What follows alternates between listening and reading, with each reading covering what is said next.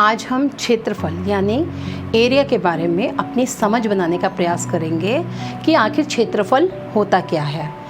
किसी भी तल द्वारा घेरे गए स्थान उस आकृति का क्षेत्रफल होता है। जैसे ये एक आकृति है, अगर ये इस गत्ते के ऊपर रख दिया जाए तो अब इस आकृति ने कितना स्थान घेरा है। ये इसका तल है, तल जितने हिस्से में लग रहा है, मतलब इसकी चारों भुजाएं जो हैं, इसके बीच का जो हिस्सा होता है वो इसका क्षेत्रफल होता है। तो किसी भी आकृति के तल के द्वारा घेरा गया हिस्सा जो होता है, घेरे गया स्थान जो होता है, वो उस आकृति का क्षेत्रफल होता है। तो अब हम देखते हैं कि जैसे कि हमारी पहली आकृति है और देखने से ही मालूम चल रहा है कि ये एक आयताकार आकृति है, ये एक आयत है। अब आयत की आमने सामने की भुजाएं बराबर होती है। अब इसका हमने क्षेत्रफल निकालना है, तो क्षेत्रफल क्या होगा? तो आप सभी देख रहे होंगे कि इसके अंदर हमने एक हरे रंग की रेखाएं खींची हैं। तो ये भी एक तरीका होता है किसी भी आकृति का क्षेत्रफल निकालने के लिए कि हम उसको एक एक सेंटीमीटर के हिस्सों में बांट दें, क्योंकि ये जो है भुजा ये 10 सेंटीमीटर है और ये 7 सेंटीमीटर है। तो इसकी मानक इकाई सेंटीमीटर में है, तो हमने इसको एक एक सेंटीमीटर के टुकड़ों में बांट दिया। अब हम देखेंगे कि इसके अंदर कुल कितने टुकड़े हुए। तो यहाँ से 10 टुकड़े, 1 2 3 4 5 को लिख भी देते हैं, 1 2 3 4 5 6 7 8 9 और 10, फिर 11 12 13 14 ऐसे हम इसमें नंबर डालेंगे तो हमें पता चलेगा कि ये हैं 70। तो हम बोल सकते हैं कि इस आयत का क्षेत्रफल 70 सेंटीमीटर स्क्वायर है। अब इसको हम प्रमाणित करते हैं इसके फॉर्मूले से, इसके सूत्र से।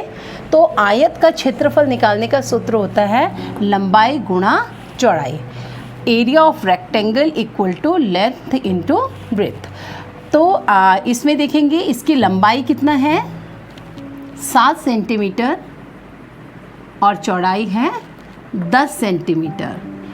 अगर हम इनको आपस में गुणा कर देते हैं तो ये हो जाता है 70 सेंटीमीटर स्क्वायर।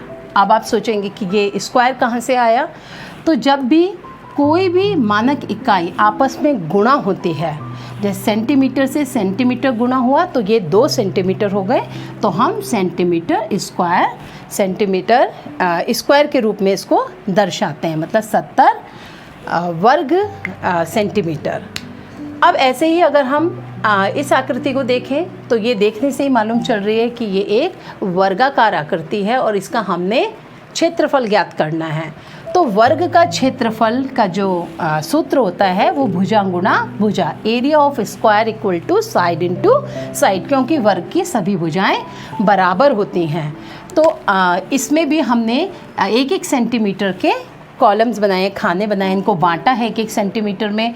तो अगर हम हर एक टुकड़े को एक अंक का नाम दे देते हैं तो हम देखेंगे ये 7 हैं, 8 9 10 11 12 13 14 15 16 17 18 19 20 21 22 23 24 25 26 27 28 29 30 31 32 33 34 35 36 37 38 39 40 41 42 43 44 45 46 47 48 49, मतलब ये 49 टुकड़े हैं। तो हम बोल सकते हैं कि इस आकृति ने 49 सेंटीमीटर स्क्वायर की जगह घेरी है। इसका जो एरिया है 49 सेंटीमीटर स्क्वायर है। अब इसे सूत्र से हम प्रमाणित भी करते हैं कि भुजा गुणा भुजा, एक भुजा की लंबाई 7 सेंटीमीटर है और दूसरी भुजा की लंबाई भी 7 सेंटीमीटर है।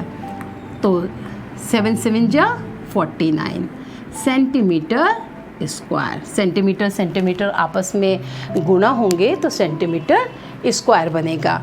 इसी प्रकार से अगर हम इस आकृति को जानना चाहें कि इसने कितना एरिया लिया है तो हम इसको इस मेथड से भी कर सकते हैं।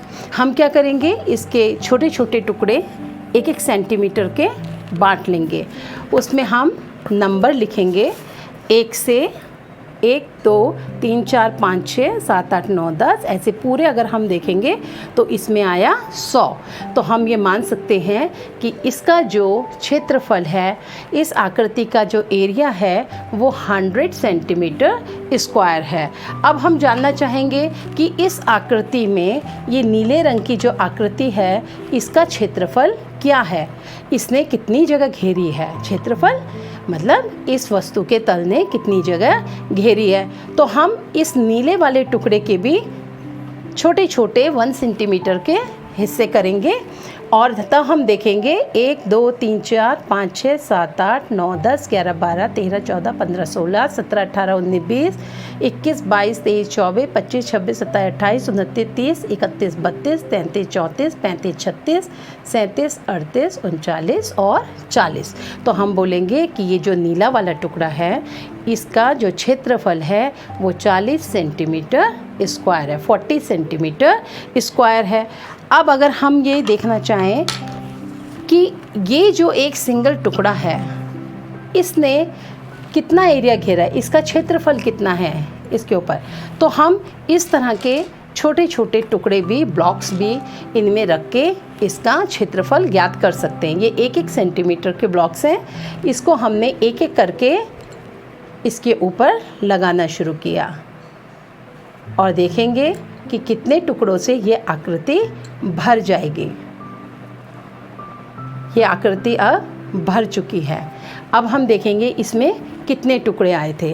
1 2 3 4 5 6 7 8 9 और एक टुकड़ा और आएगा इसमें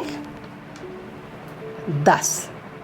अब ये पूरा भर गया है।